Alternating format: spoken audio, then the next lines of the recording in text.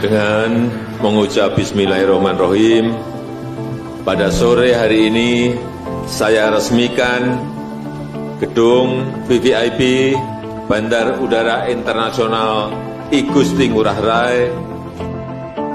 Kemudian yang kedua, Pelabuhan Sanur. Yang ketiga, Pelabuhan Sampalan. Dan yang keempat, Pelabuhan Bias Munjul, Nusa Ceningan di Provinsi Bali. Terima kasih. Puncak perhelatan konferensi tingkat tinggi KTT G20 segera berlangsung di Bali pada tanggal 15 hingga 16 November 2022. Indonesia sebagai tuan rumah siap menyambut presidensi G20 yang merupakan pertama kalinya bagi negeri ini setelah diserah terimakan dari Italia pada tanggal 30 hingga 31 Oktober 2021. Kesiapan Indonesia sebagai tuan rumah untuk menyambut puncak acara KTT G20 disampaikan langsung Presiden Joko Widodo usai meninjau rehabilitasi dan konservasi hutan mangrove Tahura Ngurah Rai di Denpasar, Bali pada Selasa 18 November 2022. Penataan mangrove Tahura telah selesai 100% dan siap menjadi venue showcase konservasi mangrove untuk tamu-tamu negara KTT G20. Saya sudah cek dari pagi tadi sampai titik-titik yang paling kecil, sudah kita cek semuanya. Dan saya ingin menyatakan kita siap menerima tamu-tamu G20. Selain kawasan konservasi mangrove Tahura, Presiden juga telah memerintahkan Kementerian PUPR untuk membenahi sejumlah infrastruktur di Bali. Kesiapan infrastruktur sebagai etalase Indonesia dimulai dengan pembenahan terminal VVIP Bandara I Gusti Ngurah Rai yang mempermudah akses tamu KTT G20.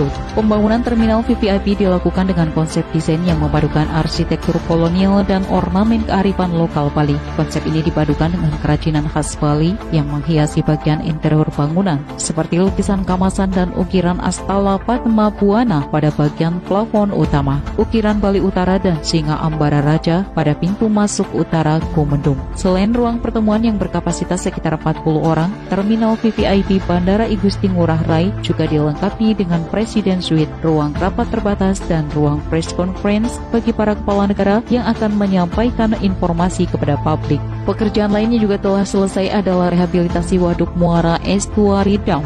Selanjutnya di bidang sumber daya air, Kementerian PUPR juga melakukan pembangunan embung Sanur dengan kapasitas tampung sebesar 34.500 meter kubik. Untuk meningkatkan konektivitas di Bali sebagai tuan rumah KTT G20, pekerjaan peningkatan dan pembangunan jalan baru juga dilakukan. Dukungan infrastruktur jalan dan jembatan di Bali meliputi preservasi ruas simpang Pesanggaran hingga Nusa Dua, kemudian preservasi jalan Jimbaran Uluwatu dan penataan landscape bundaran, pedestrian dan median jalan mulai dari ruas jalan Bandara Ngurah Rai hingga ke venue pelaksanaan G20, termasuk penataan akses jalan dan kawasan parkir Garuda Wisnu Kencana, serta peningkatan kualitas jalan akses Tampak Siring. Dukungan infrastruktur konektivitas lainnya adalah peningkatan jalan SP Silikita, Kempinski, dan showcase mangrove sepanjang 6,5 km.